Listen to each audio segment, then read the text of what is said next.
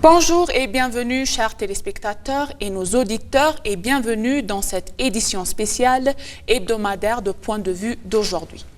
Voici les sujets consacrés de discussion qu'on discutera avec mon collègue de travail Moubarak Moussa. Bienvenue Moubarak Moussa dans notre discussion d'aujourd'hui.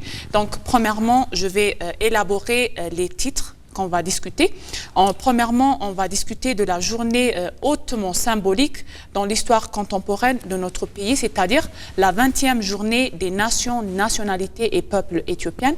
Le message qui a été diffusé par le Premier ministre Abiy Ahmed, surtout pour les langues internationales, et une journée qui a été célébrée à Hossana, marquée de discours forts de nos dirigeants pour une réflexion sur notre identité collective et par des enjeux nationaux et internationaux majeurs. Alors, le deuxième sujet, c'est la déclaration approfondie sur les récentes allégations du ministre égyptien des Affaires étrangères concernant le grand barrage de la Renaissance éthiopienne. Et le dernier sujet, c'est à propos de la COP 32, c'est-à-dire le fait que l'Éthiopie est sélectionnée pour accueillir la COP 32. Donc, bienvenue Moubarak. Bienvenue, bonjour. Bonjour. Donc aujourd'hui, le premier sujet, je l'ai bien mentionné tout à l'heure, tu l'as bien vu, c'est le discours du Premier ministre Abiy Ahmed lors de la célébration du 20e journée des nations, nationalités et peuples éthiopiennes, qui a été célébrée à Hossana, dans le sud de l'Éthiopie, dans la région sud de l'Éthiopie. Alors, pour un peu vous présenter, chers téléspectateurs et nos auditeurs, le Premier ministre Abiy Ahmed, il a donné une discussion, il a réaffirmé avec force la détermination de l'Éthiopie à poursuivre sa marche vers la prospérité. Et malgré les défis et les tentatives de déstabilisation, il a proclamé en s'exprimant et en disant devant une foule immense rassemblée à Hossana, à cette fête, à l'occasion de cette 20e anniversaire de la journée des nations, nationalités et peuples éthiopiens. Comme nous le savons, le Premier ministre a écrit le livre de l'État de Meddamer. Ce mot aussi, on peut le voir, ça signifie unité. Donc cette fête de nation, nationalité doit se célébrer en unité. C'est ça. Donc, il a bien aussi souligné que l'unité nationale, la résilience et la vision collective demeurent en général les piliers essentiels du progrès de l'Éthiopie. Donc, on a bien vu le lundi, c'est-à-dire cette fête a été célébrée dans la région de Hossana, dans la région du sud de l'Éthiopie. Donc, il a bien insisté, il a bien proclamé, même il a aussi... La région de l'Éthiopie centrale. Voilà, il a proclamé, il a mentionné, il a aussi transmis un message. Donc, Moubarak, as-tu quelque chose à proclamer en disant ça?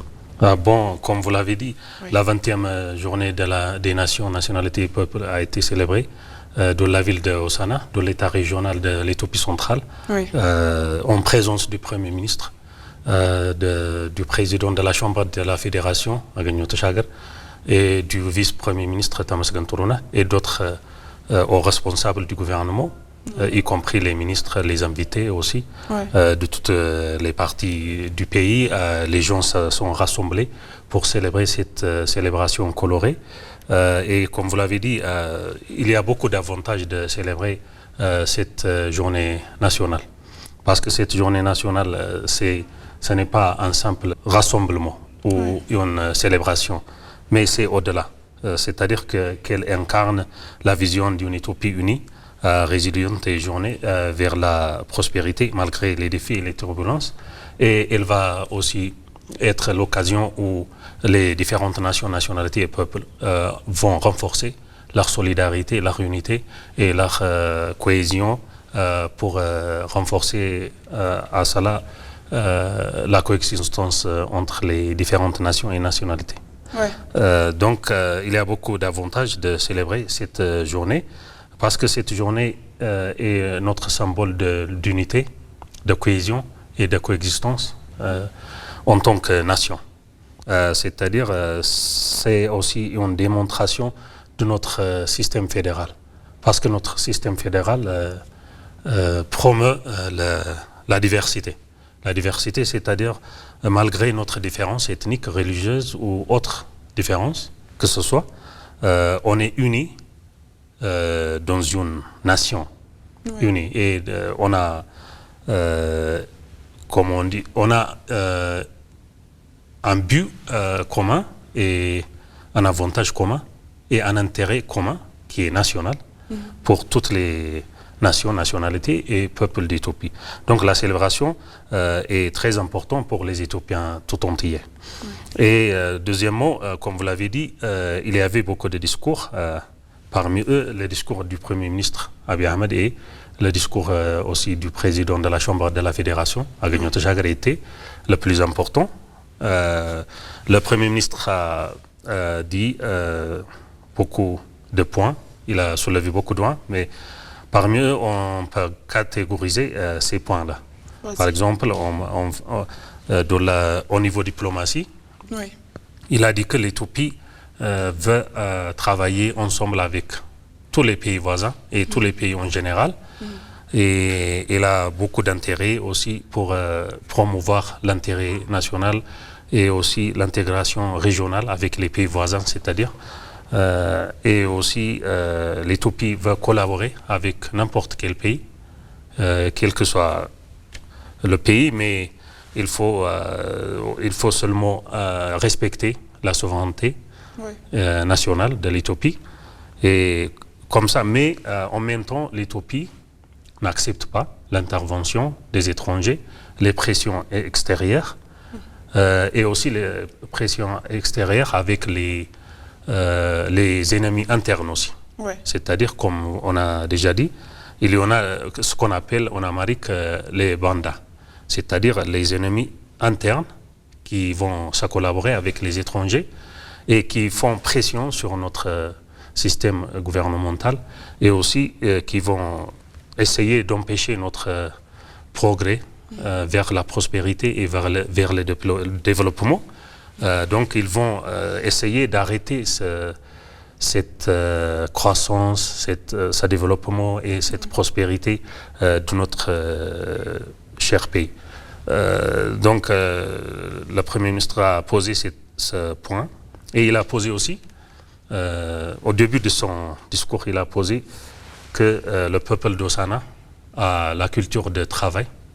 Ils ont travailleurs durs et donc il a mentionné aussi qu'ils vont normalement ils vont en Afrique du Sud pour travailler, le peuple de cette région, que ce soit les Zadéa ou aussi les autres nations vont en Afrique du Sud pour travailler. Donc ils sont connus pour leur travail acharné et pour leurs efforts pour changer leur vie. Exactement. Donc ce qu'ils ont déjà fait une contribution dans le développement de l'Afrique du Sud, que ce soit la ville de Johannesburg ou la ville de Pretoria ou d'autres villes aussi, comment ils ne vont pas changer Addis Abeba, Djima, Bahir Dar ou d'autres villes éthiopiennes. Il a se demandé comme ça et il a encouragé pour participer et pour contribuer au développement de ces villes. Tu as bien mentionné, Moubarak. Donc, le Premier ministre Abiy Ahmed, chers téléspectateurs et auditeurs, il a aussi mentionné et transmis un message. Il a dit que l'Éthiopie est une nation gravée dans une mosaïque de couleurs où se parle une tapisserie de langues. Donc, tout à l'heure, tu as bien élaboré, expliqué pour les téléspectateurs. C'est un pays édifié sur des lignes diverses qui avancent. Donc, avance développée grâce à une sagesse collective. Donc, il veut travailler aussi. Donc, l'Éthiopie et l'éthiopianité sont des réels qui ont toujours existé. Ce n'est pas en seul moment qu'on est en train d'exister. Avant aussi, dans les années passées, avant que l'Éthiopie, ils sont en train de s'améliorer en général avec les pays, les nations, nationalités, peuples. Et nous sommes aussi les pays antiques et nous avons beaucoup de richesses historiques et culturelles aussi. Exactement. Donc, il dit que l'Éthiopie, le pays et les nations, nationalités et peuples éthiopiennes sont des réalités qui ont toujours existé.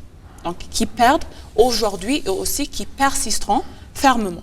Nous, les Éthiopiens, devons garantir une prospérité inclusive en renforçant notre cohésion multinationale et en dépassant les récits en général dominants et en consolidant la transformation institutionnelle et en faisant progresser efficacement nos intérêts nationaux.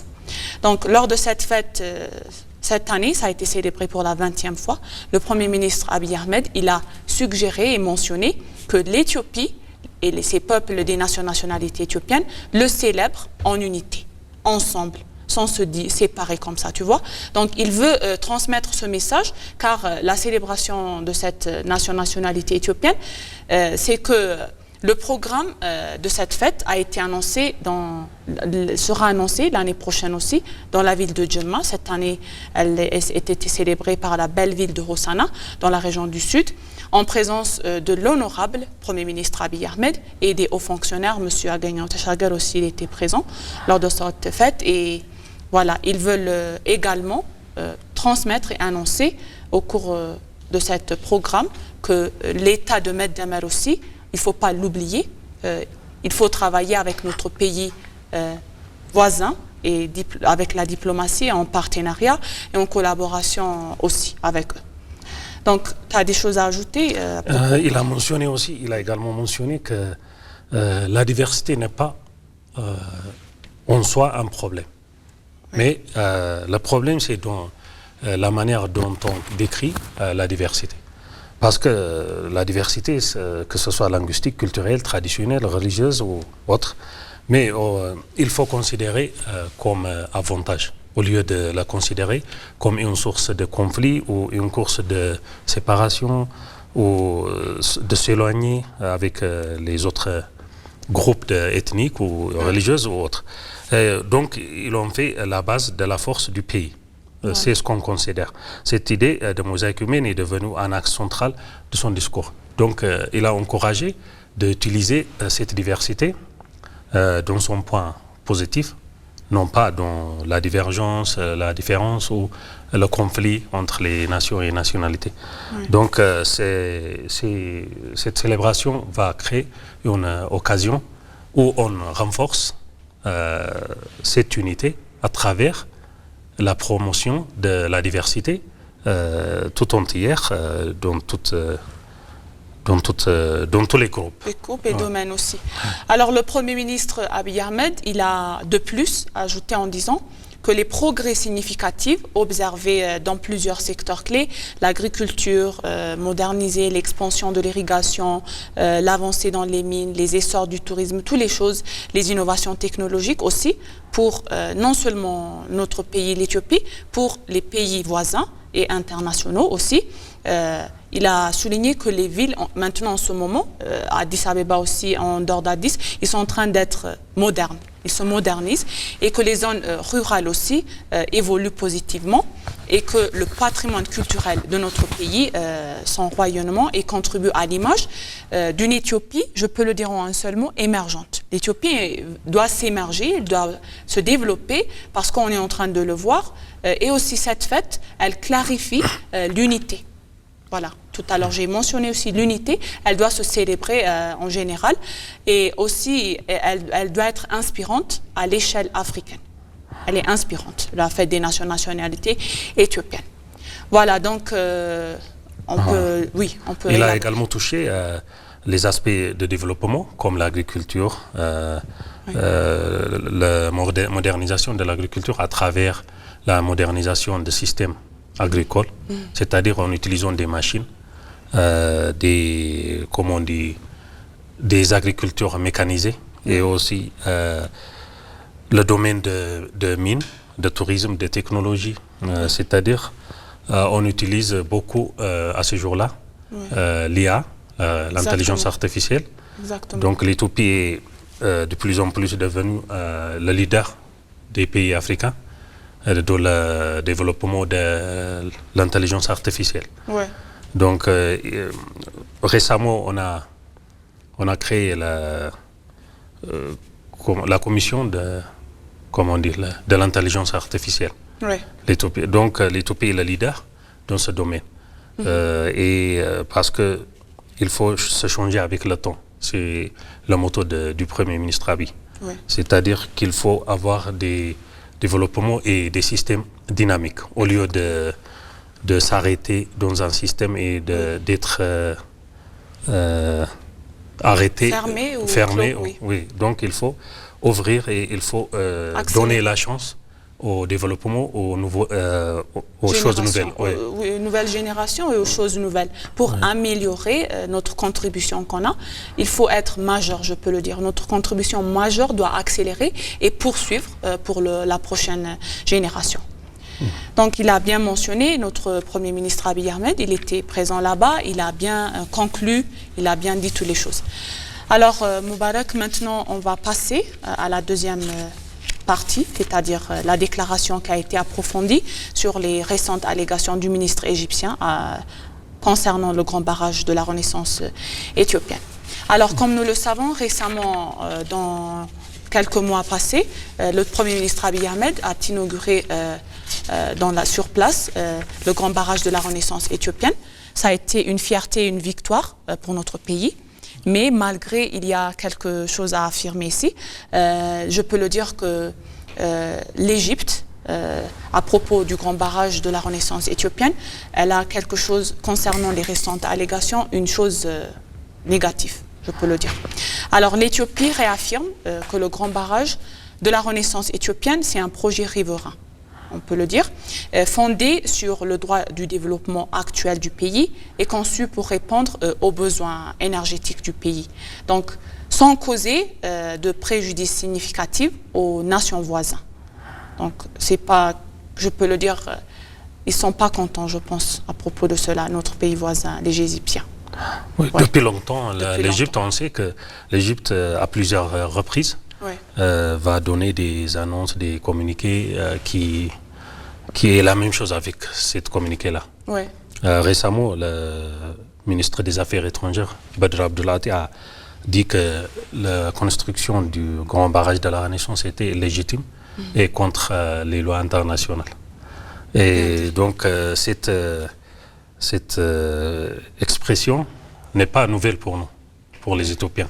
Parce qu'on entend dans beaucoup de médias l'analyse et le communiqué et l'expression des Égyptiens, que ce soit les responsables ou d'autres citoyens, qui disent que l'Éthiopie est en train de construire un barrage qui est illégal aux lois internationales.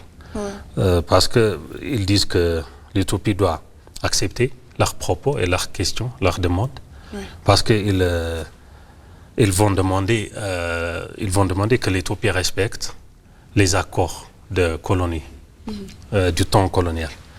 Donc, qui disent que l'Éthiopie ne peut pas utiliser de manière significative les eaux du Nil, mais c'est à travers l'Égypte, c'est à l'Égypte de décider quel volume d'eau l'Éthiopie utilise pour son développement. Donc c'était un accord du temps, de l'ère coloniale. Donc l'Éthiopie, comme leader de lutte contre le colonialisme, l'Éthiopie n'accepte pas ce type d'accord. Parce que l'Éthiopie n'est jamais colonisée. Donc, on est les seuls pays. Elle peut utiliser ses ressources de manière elles veulent et sans nuire aux autres pays. Bien dit. Donc l'Éthiopie, on peut le dire qu'elle a ses ressources propres à elle-même. Donc on le voit, la construction du grand barrage de la Renaissance éthiopienne GARD, puissamment ça a été inauguré par notre Premier ministre Abiy Ahmed. Donc la victoire maintenant, les Égyptiens, ils sont contre nous. Ils disent que l'Éthiopie souhaite apporter une clarification complète. Donc on le sait tous, et poser un cadre factuel face aux récentes déclarations du ministre des Affaires étrangères à propos du grand barrage de la Renaissance GARD. Alors depuis le lancement de ce projet historique, notre pays n'a cessé d'affirmer que le GARD est avant tout un ouvrage de développement construit dans un esprit coopération régionale et fondé sur le droit incontestable et de tout l'État à utiliser ses ressources naturelles de manière équitable et responsable. Donc, je peux le dire que comme nous sommes devenus responsables maintenant, on a notre propre rivière et du grand barrage de la Renaissance éthiopienne, je vois qu'ils ne sont pas contents. Je vois le mécontentement. Tu vois, je peux le dire en un seul mot et en un seul vocabulaire. Les Égyptiens, donc, ils annoncent ça. Donc, même dans les proclamations, dans les actualités, on peut le voir, ils sont contre nous. Donc, comme on a une fierté maintenant, on a déjà on a bien récemment inauguré le grand barrage de la Renaissance éthiopienne GED. Maintenant, on peut voir que l'Éthiopie va s'améliorer, va accélérer. Donc, nous le savons tous que le Nil, c'est à nous. Ouais. Donc, ils sont contre. 90%, voilà. Ça vient de l'Éthiopie. Voilà. Donc, mais ils disent, ils vont plus loin que ça. Oui. Ils accusent les lâchers d'eau du barrage d'avoir aggravé les inondations au Soudan et aussi en Égypte. Donc, ils accusent l'Éthiopie pour créer ces inondations et cette destruction. C'est une accusation très grave. Donc. Mais évidemment, l'Éthiopie refute cela. Oui. Hein? Rappelons que la barrage, conforme au droit international, et menace aucun pays en aval. Et c'est juste pour le développement de l'Éthiopie et pour répondre aux besoins énergétiques du pays. C'est une situation qui demande du dialogue. C'est ce que le Premier ministre Abiy a dit. Du pragmatisme et surtout une volonté réelle de négociation. Même après l'inauguration du grand barrage de la Renaissance, il a invité tous les pays et il a aussi permis l'occasion de dialoguer et de discuter avec les pays, même après l'inauguration, parce que la discussion est une bonne chose pour avoir un consensus commun dans la région, parce que l'Éthiopie a toujours souhaité un bon voisinage avec les pays voisins. Donc, pour renforcer ce bon voisinage, le Premier ministre Abiy Ahmed a invité la plupart des pays, y compris l'Égypte, pour assister à l'inauguration du grand barrage de la Renaissance. Mais ils n'ont pas assisté. C'est le problème. Donc, c'est considérant que ce développement et la construction de ce barrage est bénéfique à tous les pays. C'est comme ça, c'est pour ça que le Premier ministre a invité les pays pour assister et pour partager et aussi pour renforcer l'intégration régionale. Oui, j'ai une petite chose à mentionner. Donc, comme nous le savons, les récentes déclarations du ministre égyptien des Affaires étrangères, il vise le grand barrage de la Renaissance éthiopienne. Je peux le dire, il appelle à une analyse approfondie, tant sur le plan technique que le politique. Donc, ils ont un plan, tu vois. Donc, afin de rétablir les faits et de mettre en lumière la position, je peux dire, constante et légitime de l'Éthiopie. Donc, il ne veut pas qu'on éclaircisse. Donc, je peux le dire, ils ne veulent pas qu'on éclaircisse. Ils ne veulent pas qu'on s'améliore. Donc, depuis le lancement du GERD, tout à l'heure tu les as mentionnés, il avait appelé ses ministres et ses hauts fonctionnaires, ils n'étaient pas présents à cette place. Donc, on veut qu'ils sont contre nous. On le voit aussi. L'Éthiopie n'a cessé de défendre le principe fondamental selon lequel tout le pays riverain possède le droit incontestable d'utiliser ses ressources naturelles. Tout à l'heure, je l'ai mentionné, on est riche, on a beaucoup de ressources naturelles pour assurer son développement. Donc, ils sont contre notre développement. En particulier, lorsque ce développement vise à refaire des besoins essentiels comme l'accès à l'énergie, l'industrialisation, l'innovation, la lutte contre la pauvreté et l'intégration régionale. Donc, je peux le voir, sur la nature technique du GERD, on va s'améliorer. C'est un projet hydroélectrique. Oui, l'énergie. Voilà, hydroélectrique, non consommateur d'eau. Donc, on va s'améliorer. On va donc éclaircir. On va être lumineux. On va s'améliorer. Donc, ils sont contraires aux affirmations avancées de cette proclamation. Pour certains responsables égyptiens, le DERG, je peux le dire, n'a jamais eu quelque chose pour objectif. C'est rien pour eux. Donc, ils sont contre nous. Oui, comme vous l'avez dit, l'énergie, c'est l'épine dorsale du développement. Parce qu'on utilise l'énergie électrique à toutes les industries, à tous les secteurs. Donc, le développement de l'énergie et le renforcement de notre capacité énergétique au niveau national, ça nous permet d'apporter des changements et de développement dans tous les secteurs. Parce que l'énergie est utilisée dans tous les secteurs et à toutes les industries. Donc c'est pour ça qu'ils sont contre nous, parce que si on a un changement sur le secteur de l'énergie, on va avoir le changement et le développement et la prospérité dans tous les secteurs. Exactement. Donc il y a aussi la dimension politique et diplomatique aussi. Alors, ils sont contre des allégations égyptiennes. Donc récemment, les déclarations récentes du ministre égyptien, j'ai trouvé quelques informations, ils s'inscrivent dans une dynamique politique et de longue durée où la préservation des prérogatives historiques de l'Égypte du Nil se heurte au nouveau contexte régional. Donc c'est un nouveau contexte régional, un contexte où la gestion du fleuve, le Nil, ne peut plus reposer sur des traités coloniaux. Donc, on n'est pas colonial, tu vois. Où ils sont injustes et non inclusifs. Donc, ils sont contre aussi. Mais sur les principes contemporains du droit international de l'eau du Nil. Donc, pour eux, ça signifie quelque chose injuste. C'est non colonial. Donc, ce n'est pas quelque chose qui va s'améliorer au futur. On peut le dire. Voilà. Pour conclure cette partie, on peut dire qu'ils sont contre. On a une vision. L'Éthiopie a une grande vision pour se développer, pour accélérer, donc pour même contribuer à un avenir de stabilité régionale, de futur, de beaucoup de choses. Donc ils sont contre les Égyptiens. Oui, mais au début, la communauté internationale était contre nous, au début du grand barrage, de la construction du grand barrage. Mais maintenant, l'Éthiopie est de plus en plus acceptée au niveau international, dans les forums internationaux, grâce aux travaux diplomatiques qui ont été faites, que ce soit au niveau du ministère des Affaires étrangères ou du Premier ministre Abiy Ahmed et d'autres responsables aussi, qui ont lutté diplomatiquement, c'est-à-dire au niveau international, pour faire comprendre à la communauté internationale que l'Éthiopie construit un barrage exclusivement développemental et qui répond aussi, comme vous l'avez dit, pour l'énergie, la demande d'énergie électrique du pays. Donc la communauté est de plus en plus avec nous, c'est-à-dire. En ce moment, oui.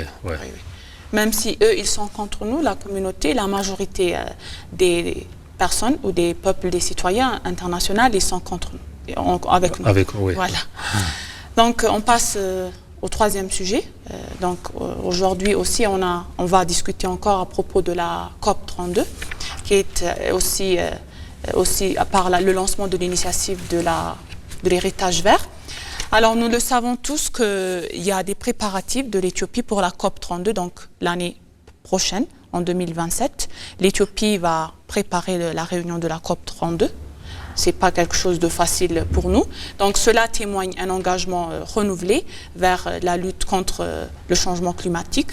Premièrement, c'est de lutter contre le changement climatique, l'idée en général, et la promotion du développement durable aussi, qui est un autre sujet. Alors, notre pays, l'Éthiopie, elle cherche à présenter ses résultats concrets, en général, issus de ses politiques environnementales. Donc, lutter contre le changement climatique, l'initiative de l'héritage vert qui a été lancée par notre Premier ministre Abiy Ahmed en 2019. Ça peut être aussi dans ce sujet, rentrer dans ce sujet. Et aussi, c'est cette initiative de l'héritage vert qui a un lien avec le COP32, c'est de planter de milliards d'arbres pour lutter contre le changement climatique. C'est ça l'idée en général. Donc, restaurer les écosystèmes aussi, c'est un autre sujet. Lutter contre la déforestation et renforcer la résilience climatique. Donc, cette réunion va approfondir et améliorer ce sujet de la COP32. N'est-ce pas? Oui, la sélection de l'Éthiopie pour organiser et pour accueillir cette conférence internationale très prestigieuse et montre que l'Éthiopie est devenue, dans ces jours-là, un des pays leaders dans la lutte contre le changement climatique. Comme vous l'avez dit, en luttant contre le changement climatique en plantant des arbres, des milliards d'arbres. Voilà. L'Éthiopie était, avant d'arriver au pouvoir du Premier ministre Abiy Ahmed, l'Éthiopie était un participant simple. Voilà. Mais maintenant, elle sera elle est un leader dans ce domaine, dans le changement, de la lutte contre le changement climatique. Donc l'Éthiopie ne sera seulement un participant maintenant. Elle devient leader facilitateur dans les négociations climatiques internationales. Ouais. Donc l'Éthiopie a montré qu'on doit lutter contre le changement climatique en plantant des arbres et en respectant l'environnement. On ne dégrade pas l'environnement. Au lieu de dégrader, au lieu de détruire, on plante des milliards d'arbres chaque année. Donc tu imagines combien de plants on a plantés pendant les 6 dernières années. Exactement. Donc comme ça, l'Éthiopie a montré sa lutte, sa vraie lutte contre le changement climatique. Cela a permis au pays d'être élu pour accueillir cette conférence internationale de la COP 32. Voilà. Tu as bien mentionné Moubarak. Alors, la question qu'on se pose, comment l'Éthiopie souhaite également démontrer le rôle de la COP 32, c'est-à-dire celle de l'année prochaine. Donc, COP 32, on peut le dire qu'elle ne se limitera pas à une participation symbolique, mais repose désormais à une préparation stratégique. On est en train de se préparer pour l'année prochaine. Donc, on a un an, après quelques mois ou quelques jours, ça sera 2026, c'est l'année prochaine. Oui, mais on a créé un comité qui est dirigé par le ministre des Affaires étrangères, Gédéon Timotheos. Voilà. Ça montre que cette organisation ou cet accueil de cette conférence exige en même temps une diplomatie et aussi un travail d'organisation. Donc c'est pour ça que le ministre des Affaires étrangères est élu en tant que leader du comité organisateur de cette conférence, de cet événement. Oui, c'est une participation symbolique et historique pour l'Éthiopie. Une autre victoire. Mais le fait que l'Éthiopie a été sélectionnée pour accueillir la COP 32 l'année prochaine, ça marque une évolution pour notre pays, une évolution majeure par rapport à son rôle précédent. Donc tout à l'heure, tu nous as dit, on a planté beaucoup de milliards d'arbres les années passées. Maintenant aussi, on est en train de progresser. Donc tu t'imagines, jusqu'à l'année prochaine aussi, ça va augmenter. Ça ne va pas rester constant, ça va changer. Donc, qui se limite principalement à la participation. Donc cela montre que l'Éthiopie est désormais reconnue par le développement durable et de lutter contre le changement climatique aussi. On est en train de lutter contre l'engagement environnemental, à des efforts qui déploient en matière de préparation climatique et du leadership vert, de l'initiative de l'héritage vert. Oui, la communauté internationale a accepté, ou bien on peut dire que l'Éthiopie a accepté par la communauté internationale en tant que leader de la lutte contre le changement climatique, comme je l'ai dit. Donc ça a permis au pays d'être accepté pour organiser cet événement historique. Ce n'est pas pour le changement climatique, pour la lutte contre le changement climatique seulement, mais ça va nous permettre de renforcer notre secteur touristique aussi. Quand il y a des conférences internationales très reconnues et très prestigieuses dans notre pays, notre pays va être visité aussi. Et il y en a beaucoup de sites historiques. Comme ça, les gens vont visiter et l'Éthiopie va aussi attirer beaucoup de touristes étrangers pour les sites touristiques qu'elle a et aussi pour les richesses naturelles qu'elle a. D'accord. Donc, on a terminé, Moubarak, notre sujet de discussion d'aujourd'hui. Donc, je te remercie pour toutes tes informations, d'être là au studio avec moi et de me partager. Merci aussi pour cette richesse. D'accord. Merci, chers téléspectateurs, d'avoir suivi notre programme aujourd'hui dédié de spéciaux de point de vue avec mon collègue de travail Moubarak Moussa. À la semaine prochaine avec d'autres sujets et on vous remercie et au revoir.